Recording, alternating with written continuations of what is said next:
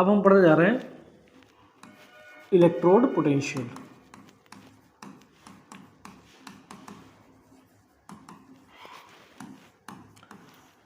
Electrode potential के बारे में हम पढ़ने जा रहे हैं। देखो डिटेल में हम इसे पढ़ेंगे इलेक्ट्रोकेमिस्ट्री में। इलेक्ट्रोड पोटेंशियल दो तरीके का होता है। एक होता है स्टैंडर्ड ऑक्सीडेशन पोटेंशियल,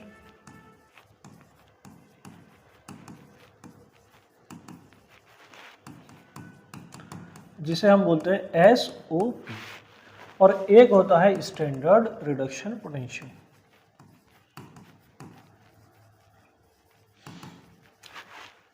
इसे हम बोलते हैं SRP। अब आगे समझो ध्यान से। देखो कोई भी एलिमेंट है, कोई भी मेटल है, MS सॉलिड स्टेट में है, ये चेंज होगा M+2 में, एक्वस में। तो मुझे बताओ 0 से +2 में जाएगा, और अगर 0 से +2 में जाएगा तो इसका ऑक्सीडेशन होगा, और अगर ऑक्सीडेशन होगा यानी ये रिएक्शन अगर ईजिली हो जाएगी, इसका मतलब यहाँ जो SOP होगा, स्टैंडर्ड ऑक्सीडेशन पोटेंशियल, वो पॉजिटिव होगा। अगर कोई भी रिएक्शन दे रखी है जिसमें कोई भी एलिमेंट 0 से +2 ऑक्सीडेशन स्टेट में जा रहा है और वहां पर SOP की वैल्यू पॉजिटिव है, इसका मतलब ये है कि ये रिएक्शन फीजिबल है, यानी ये रिएक्शन बहुत आसानी से हो जाएगी। दूसरा मतलब क्या है? दूसरा मतलब यह है कि वो मेटल अपनी ग्राउंड स्टेट में स्टेबल नहीं है, +2 में जाकर स्टेबल हो गया। बात समझ में? यही मतलब हुआ, तभी तो रिएक्शन हुई आगे। अगर ये अपने आप में स्टेबल होता तो रिएक्शन आगे नहीं होती। इसके बाद दूसरी बात समझो यही, अगर कोई भी रिएक्शन हो रही है, कोई भी आयन है M+2 और ये चेंज हो जाए, ग्राउंड स्टेट में चला जाए, इसका मतलब क्या हुआ? इसका मतलब ये हुआ कि ये +2 से कहाँ चला गया? 0 ऑक्सीडेशन स्टेट में, तो यहां पर हो गया रिडक्शन। यहां पर क्या हुआ? रिडक्शन। और अगर ये रिएक्शन फिजिबल होगी, यानी ये रिएक्शन अगर आसानी से होगी, तो यहां पर जो SRP होगा वो पॉजिटिव होगा, यहां स्टैंडर्ड रिडक्शन पोटेंशियल पॉजिटिव होगा। इसका मतलब ये होगा कि ये रिएक्शन बहुत इजीली हो जाएगी। लेकिन जब बात करोगे डी ब्लॉक की, और जो हम 3D के हमने एलिमेंट पढ़े थे, वो हमने तुम्हें बताया था कि +2 ऑक्सीडेशन स्टेट में स्टेबल होते हैं। हमने तुम्हें बताया था +2 ऑक्सीडेशन स्टेट में 3D एलिमेंट स्टेबल होते हैं।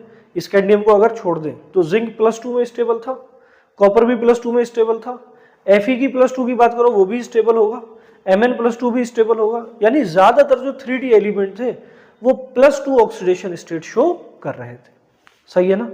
तो अगर तुम 3D की बात करोगे तो 3D के लिए ये रिएक्शन फिजिबल नहीं होगी, ये रिएक्शन फिजिबल नहीं होगी। रीजन ये है क्योंकि जो 3D है वो +2 में स्टेबल होते हैं, तो अगर +2 में स्टेबल है तो उन्हें 0 में चेंज होने की जरूरत नहीं है।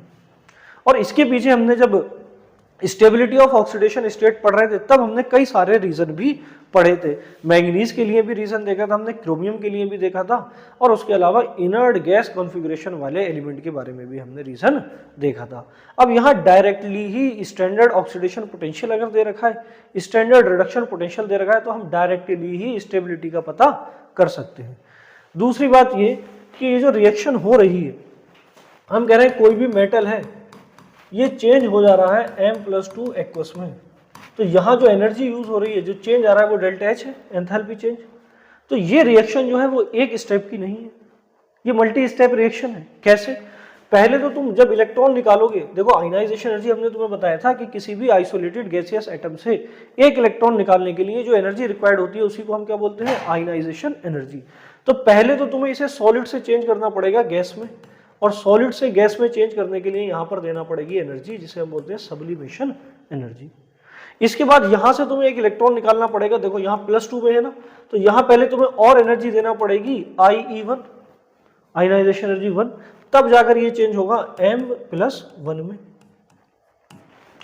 इसके बाद तुम्हें और एनर्जी देना पड़ेगी, तब इससे दूसरा इलेक्ट्रॉन निकलेगा और ये चेंज हो जाएगा M+2 में। और देखो अभी भी ये गैसियस है, तुमने जो बनाया था वो कैसा बनाया था? एक्वस।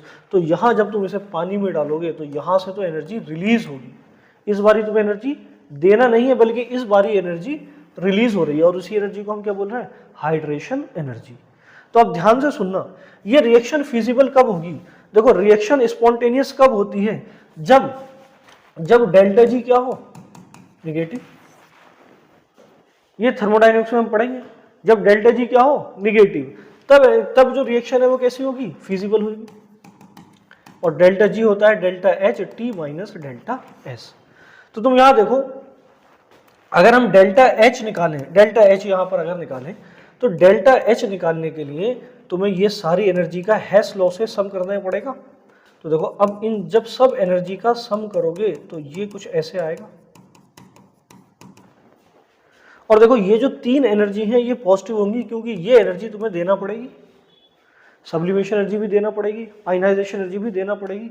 और ये जो एनर्जी है ये कैसी होगी, निगेटिव, क्योंकि ये रिलीज हुई है। ये क्या हुई है, रिलीज। अब समझना, अगर डेल्टा एच निगेटिव आएगा, ओवरऑल डेल्टा एच निगेटिव आएगा, तो ये रिएक्शन फिजिबल होगी। यानी जितनी ज्यादा एनर्जी रिलीज होगी उतनी ज्यादा पॉसिबिलिटी है एम की m+2 में चेंज होने की। ये बात समझ में आ गई, ये बात समझ में आई। तो अगर हम एनर्जी के अकॉर्डिंग देखें तो जितना डेल्टा एच निगेटिव होगा उतनी ज्यादा ये रिएक्शन फिजिबल होगी। लेकिन जब तुम इसको इलेक्ट्रोड पोटेंशियल के टर्म्स में बात करोगे, अगर हम इलेक्ट्रोड पोटेंशियल के टर्म्स में इसको करें, तो अगर m से m+2 में चेंज होने पर SOP पॉजिटिव आ जाए, SOP सीधे दे रखा हो इस रिएक्शन के लिए पॉजिटिव, इसका मतलब ये रिएक्शन फिजिबल होगी। और अगर SOP निगेटिव दे रखा है, इसका मतलब ये रिएक्शन फिजिबल नहीं होगी। इसके बाद तुम देखोगे तो एनसीईआरटी में दो ट्रेंड दे रखे हैं। एक तो दे रखा है, अब जो जनरली हम बात करते हैं standard oxidation potential, standard reduction potential, लेकिन जो जनरली तुम्हें दे रखा होगा क्वेश्चन वो एसआरपी की फॉर्म में ही दे रखा होगा, क्योंकि एसआरपी को ही हम स्टैंडर्ड वैल्यू मानते हैं। चाहे ऑक्सीडेशन होता हो चाहे रिडक्शन होता हो, वैल्यू तुम्हें एसआरपी की ही देगा। और जब हम इलेक्ट्रोकेमिस्ट्री में इलेक्ट्रोड पोटेंशियल निकालने के लिए फॉर्मूला ड्राइव करेंगे, वहां भी हम ऑक्सीडेशन का भी एसआरपी ही लेंगे, और जिस एलिमेंट का रिडक्शन हो रहा है या जिस कंपाउंड का मॉलिक्यूल का रिडक्शन हो रहा है वहां पर भी यूज एसआरपी ही को ही करेंगे, क्योंकि एसआरपी को स्टैंडर्ड माना जाता है। तो एनसीईआरटी ने यहां पर इलेक्ट्रोड पोटेंशियल में दो कंडीशन दे रखी है। एक कंडीशन तो दे रखी है कि कोई भी मेटल वो चेंज हो रहा है +2 से +m में, और एक जगह कंडीशन दे रखी है कि m+3 से चेंज हो रहा है m+2 में। इन दोनों के ट्रेंड के बारे में एनसीईआरटी ने डिस्कशन किया है। अब देखो यहां क्या मतलब है, m+2 से किस में जा रहा है, m0 में, इसका मतलब यहां रिडक्शन हो रहा है ना, यहां क्या हो रहा है, रिडक्शन। तो अगर कोई भी डी ब्लॉक में अगर एलिमेंट +2 से 0 में जाएगा तो उसका एसआरपी होना चाहिए पॉजिटिव, अगर रिएक्शन फिजिबल है तब। अगर रिएक्शन इजिली हो जा रही है, समझना, अगर कोई भी मेटल ले लूं मैं एग्जांपल ले लेता हूं, Mn का ही ले लेता हूं। अगर Mn+2 चेंज होगा Mn में और ये रिएक्शन बड़ी इजिली अगर हो जाए, बहुत आसानी से हो जाए, तो यहां जो एसआरपी होगा वो पॉजिटिव होगा। अगर रिएक्शन इजिली हो रही है तो एसआरपी क्या होगा, पॉजिटिव। लेकिन तुम चेक करोगे कि जो एसआरपी 3D का दे रखा है वो ज्यादातर के लिए निगेटिव ही दे रखा है, ज्यादातर के लिए क्या दे रखा है, निगेटिव। इसका मतलब क्या है निगेटिव का, मतलब यह है कि ये +2 से 0 में जाना नहीं चाह रहा। और रीजन क्या है, रीजन ये है क्योंकि जो 3D के ज्यादातर एलिमेंट होते हैं वो +2 में ज्यादा स्टेबल होते हैं, +2 में ज्यादा स्टेबल होते हैं। तो यहां एसआरपी निगेटिव का मतलब सीधे ये है कि ये एलिमेंट अपनी +2 ऑक्सीडेशन स्टेट में ज्यादा स्टेबल है in comparison to 0 oxidation state. बस इतना सा ही यहां पर रिलेशन है, बात समझ में आई। यहां पर वैल्यू का बस इतना रिलेशन है कि अगर किसी की भी एसआरपी निगेटिव है, इसका मतलब ये +2 स्टेट को छोड़ना नहीं चाह रहा है, और अगर +2 स्टेट को छोड़ना नहीं चाह रहा है तो स्टेबल होगा तभी तो नहीं छोड़ना चाहेगा, अदरवाइज तो और ज्यादा स्टेबिलिटी की तरफ जाएगा ही जाएगा। क्या ये बात समझ में आई। तो जब तुम 3D के अक्रॉस जाओगे तो ज्यादातर जो एलिमेंट है उनका एसआरपी निगेटिव ही होगा, एक्सेप्ट Cu+2। यहां पर तुम देखोगे तो यहां जरूर एसआरपी पॉजिटिव दे रखा है, बाकी ज्यादातर केस में एसआरपी निगेटिव ही दे रखा है, ठीक है ना। अब इसके बाद ये जो ट्रेंड है m+3 से +2 में जाने वाला, तो इसे समझो Cr3+ से Cr2+, Mn3+ से Mn2+, और Fe3+ से Fe2+। तो यहां देखो, यहां जो एसआरपी दे रखा है, यहां जो एसआरपी दे रखा है वो निगेटिव दे रखा है, इसका मतलब ये रिएक्शन फिजिबल नहीं है।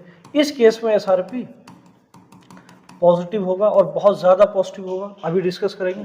और इस केस में भी SRP नेगेटिव होगा। इस केस में भी SRP क्या होगा? नेगेटिव। अब इसे हम चेक करते हैं कि आखिर ये पॉजिटिव और नेगेटिव क्यों आ रहा है। तो देखो सबसे पहली जो यहाँ रिएक्शन है वो है Cr3+ से Cr+2। अब हम देखें ये रिएक्शन पॉसिबल है या नहीं। तो जब तुम Cr3+ की इलेक्ट्रॉनिक कॉन्फ़िगरेशन लिखोगे तो वो होगी 4s0 3d3, क्योंकि होता है 4s1 3d5, 3 इलेक्ट्रॉन निकल गए, एक यहाँ से 2 यहाँ से। तो 3d3 की जब बात करोगे तो T2g में हाफ फील्ड होगा, ये T2g है, यहाँ होगा Eg, और हाफ फील्ड होने की वजह से यहाँ स्टेबिलिटी ज़्यादा होगी। और यहाँ होगा 4s0 3d4, और ये ज़रा कम स्टेबल होगा, लेस स्टेबल होगा। मोर स्टेबल +3 है, लेस स्टेबल +2 है, तो ये +3 +2 में जाना नहीं चाहेगा। और अगर +3 +2 में नहीं जाना चाहेगा, इसका मतलब यहाँ जो SRP होगा वो नेगेटिव हो जाएगा। इसके बाद जो दूसरा एग्जाम्पल था वो था Mn3+, ये चेंज हो रहा है Mn+2 में। इसके लिए मैंने तुम्हें बताया कि यहाँ SRP पॉजिटिव दे रखा है। इसके पीछे रीज़न क्या है? देखो, जब Mn3+ की बात करोगे तो यहाँ इलेक्ट्रॉनिक कॉन्फ़िगरेशन होगी 4s2 3d4, और यहाँ जब बात करोगे ये होगी 4s2 3d5, और जो 3d5 होगा वो हाफ फील्ड है, और हाफ फील्ड होने की वजह से ज़्यादा स्टेबल होगा, तो यहाँ स्टेबिलिटी ज़्यादा होगी। और अगर स्टेबिलिटी ज़्यादा होगी इसका मतलब ये है कि Mn+2 Mn+3 से ज़्यादा स्टेबल है। तो ये जो Mn+3 है ये बहुत ईजिली किस में आ जाएगा?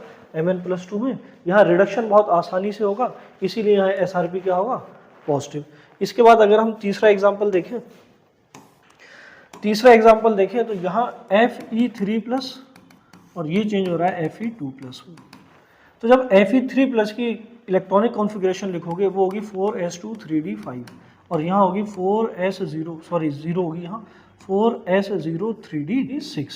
तो देखो यहाँ पर भी हाफ फील्ड है, और अगर हाफ फील्ड है तो ज़्यादा स्टेबल होगा, यानी +3 ज़्यादा स्टेबल होगा +2 से, इसीलिए ये रिएक्शन पॉसिबल नहीं है, और यहाँ SRP हो जाएगा नेगेटिव।